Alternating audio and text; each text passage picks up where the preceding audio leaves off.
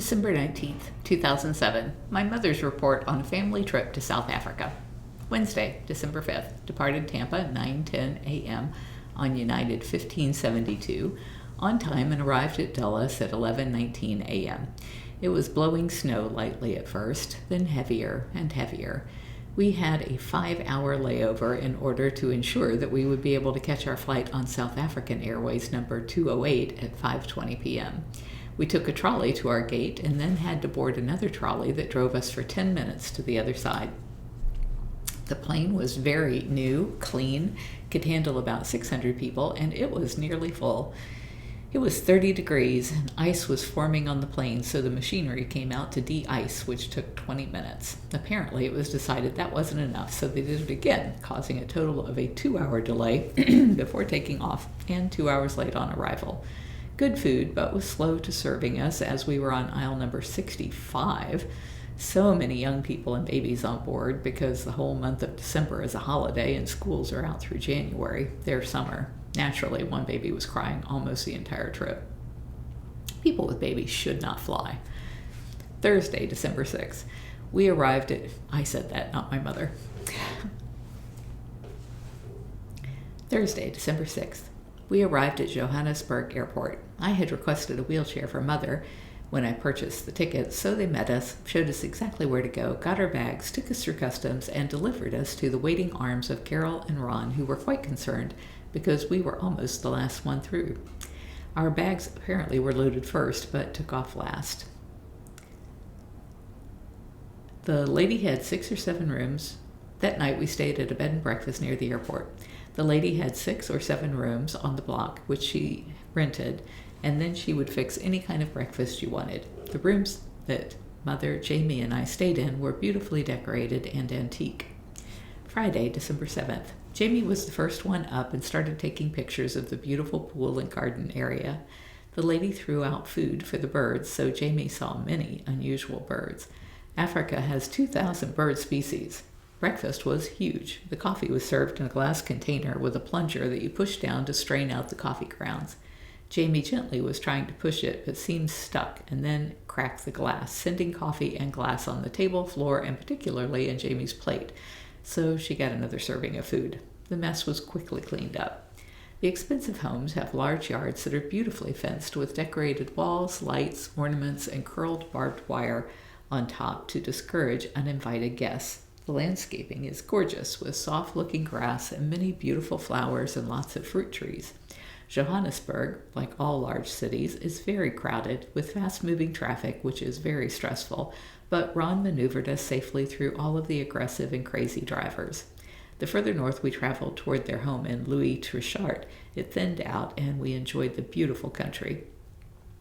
We crossed the Tropic of Capricorn, which is now one of the 5 major circles of latitude that mark maps of the Earth. It lies at 23 degrees, 26 feet, 22 inches south of the equator, and marks the most southerly latitude at which the sun can appear directly overhead at noon. This event occurs at the December solstice, when the southern hemisphere is tilted toward the sun to maximize extent. The other circles are Tropic of Cancer, Equator, Arctic Circle, and Antarctic Circle. There were several interesting sites along the way where we stopped and took pictures. Jamie has enough camera memory for over 1,000 pictures. That evening we had De Bono's Pizza. In the homes, every door and window has iron bars with separate keys for each lock. No screens. You just open the windows and let the fresh air in, along with any bug or bat that wants in. Jamie photographed a dung beetle on the kitchen floor and then scooped it up with a paper towel and gently dropped it out the window onto the ground outside. They say mosquitoes aren't a problem in that area, but I saw a couple in the house and had several welts on my legs. December is the rainy season, and Ron says bugs have been much worse than he remembers. Carole and Ron have an enormous, beautiful house. All tile floors, stone, brick, and wood outside and inside. That evening, Carole fried chicken and mashed potatoes, mixed vegetables, gravy, corn on the cob, and, of course, cornbread. Yum, yum. Saturday, December 8th. After a good breakfast, we went to the mall, which is about the size of the small mall area on Del Mabry where Steinmart is located. When you park, there are car watchers who watch your car while you are shopping, and then you tip them when you return. That evening, Carole fixed her famous lasagna and I fixed a big salad. Sunday, December 9th, Ron preached at a small church in Mikado. There were about 100 there, and the small building was packed. Surrounding the current building is a foundation that will triple the size. Stacks of bricks are in the yard. As they have the money, they buy the materials and work on building the walls. Ron preached in small phrases of English, and the translator, who is the regular preacher, repeated their language. Ron preaches at different congregations each Sunday using the same format. They sing in their language and have beautiful, strong, energetic voices. The children's class is taught up front by a lady and dismissed before the men come in. People kept arriving through about midway service. They were very friendly. They dress very nicely, but Carole says they seem to wear the same outfit every Sunday, so they might only have one nice outfit. They only meet on Sunday morning, no midweek service. Ron and Carole have classes in their home or go to the other homes who want special classes. A few unusual ways of their service are that the head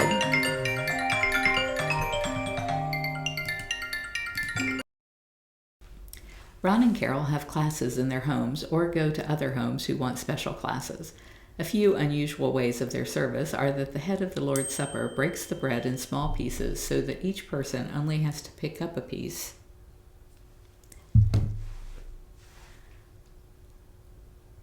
and not everyone trying to break off pieces themselves. The wine cups are stacked once they have taken their drink. This helps because the dark shadow on the tray makes it hard to tell if the cup is full or empty. Then at the end of the service, they announce the amount of the contribution. Sunday night, we all ate at Mike's, which is a chain in South Africa. Very nice, clean, good food, presented artistically. Monday, December 10th, we started our 2-hour drive toward the Peffergate in northern Kruger Park, which is a 5 million acre reserve, one of the largest in the world. A nyala, which looks like a kudu, was spotted once. We had a picnic in one of the drive-off spots. Driving by the river, we spotted a lone hippo playing with the water coming out of his mouth like dual fountains. We drove past an elephant without seeing him because we were looking at a bird nest. We viewed giraffes, zebra, and lots of impalas, tortoise, and a dung beetle rolling dung. It was amazing the way Ron maneuvered the truck so that we could get good camera shots. You are not allowed to get out of your vehicle except at special designated areas, so he would work the truck in circles to get just the right angle. After we checked into our lodge, Jamie and I went on a night drive with a tour group and saw a Jackson chameleon, pearl-spotted owl, 2 water buffalo, and a hare. Our small, petite female guide had a cracked windshield but did not explain what caused it. She carried a rifle bag, but we were not sure if there was a rifle in it, or if there was, if she knew how to use it. Bugs were flying in our hair and on our clothes. I tried to ignore them and counted as part of the journey. That night, all 5 of us slept in one rendezvous, which is a traditional African-style house.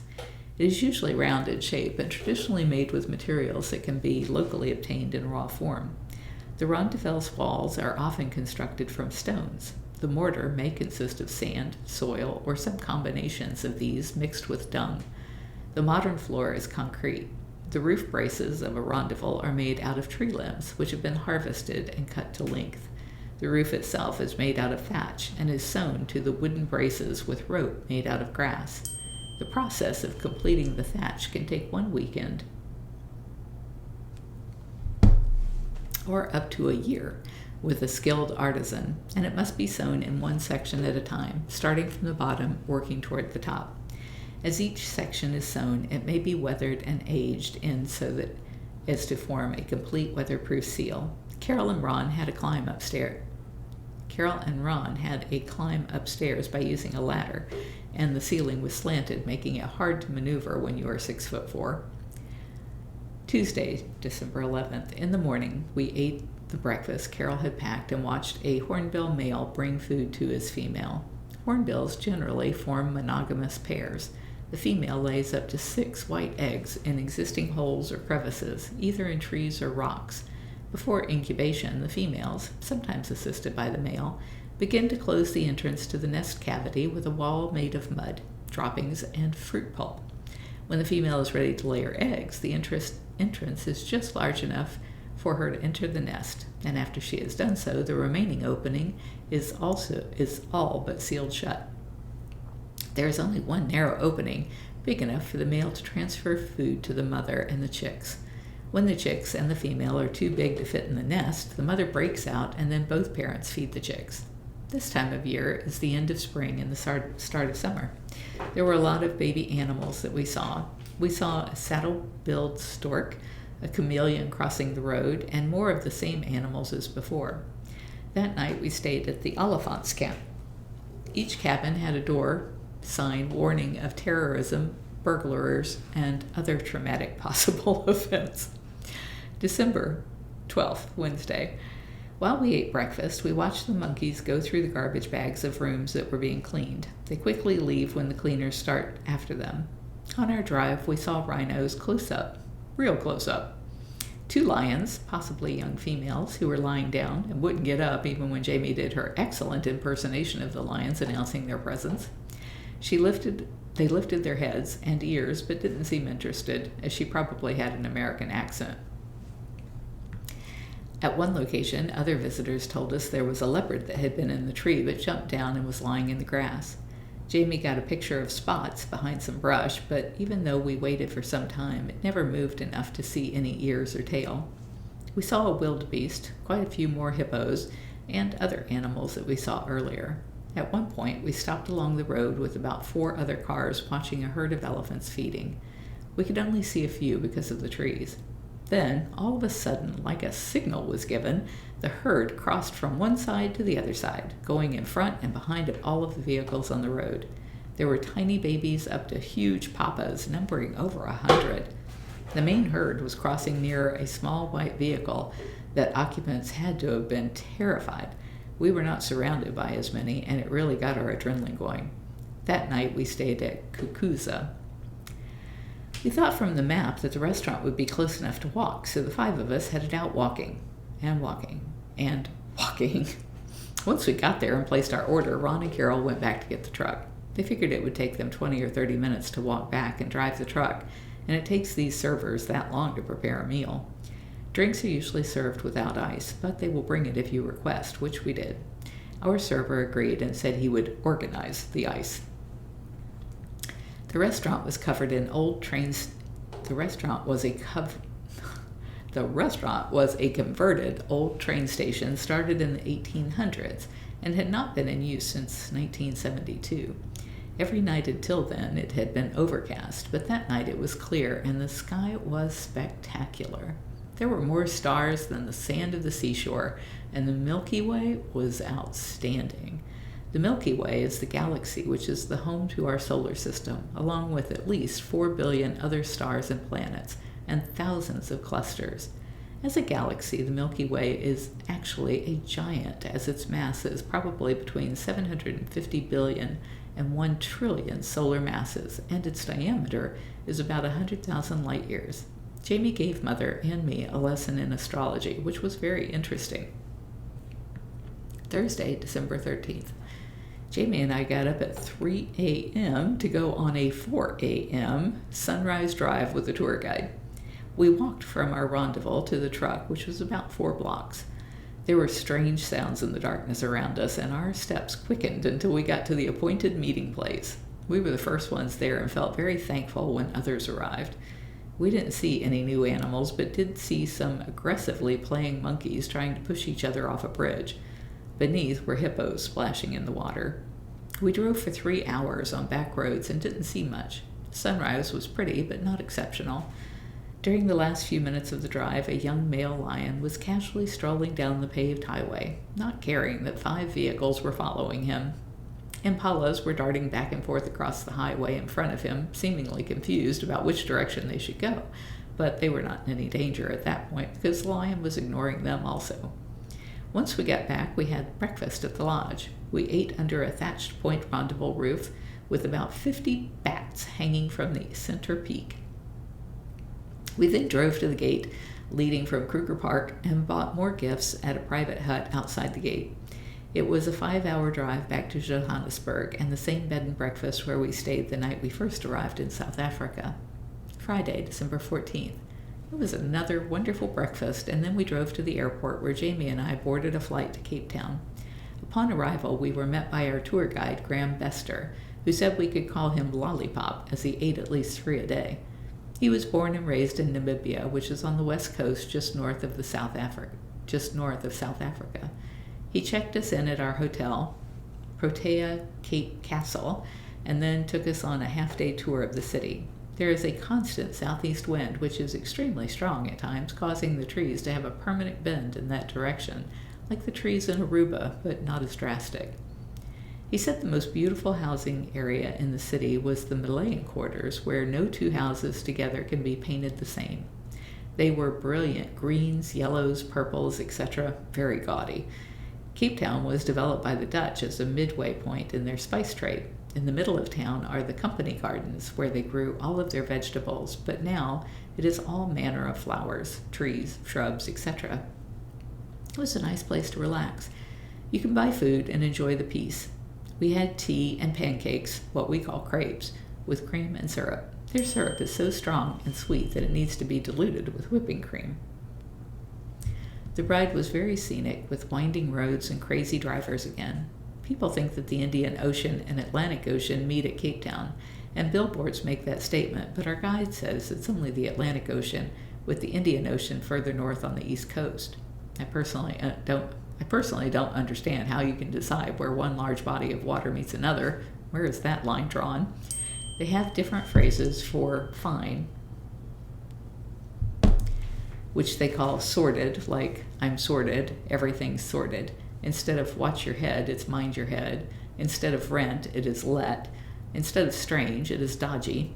We asked our guide for restaurants in the area that had the Cape Town flavor. He said he could recommend his favorite too, McDonald's and KFC.